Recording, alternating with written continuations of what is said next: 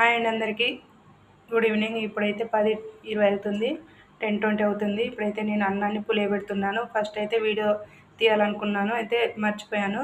అదైతే నేనైతే voice over అయితే చెప్తున్నాను. ఇప్పుడు మిగిలిన అన్నం అనేది నైట్ మనం తినంగా మిగిలిందే ఉంటే, లేకపోతే ఎక్స్ట్రా పెట్టుకుంటే బియ్యం రైస్ ఇలా పులియబెట్టుకోవాలని ఎక్స్ట్రా కూడా పెట్టుకోవచ్చు. పెట్టుకొని అయితే అన్నం మిగిలిన తర్వాత ఇందులో అన్నం వేసుకోవాలి. అన్నం వేసుకొని పాలైతే కాగబెట్టుకొని మరిగిన తర్వాత గోరెచ్చని పాలు అయితే వేసుకోవాలి. గోరెచ్చని పాలు వేసుకొని కొన్ని వాటర్ వేసుకోవాలి. చూడండి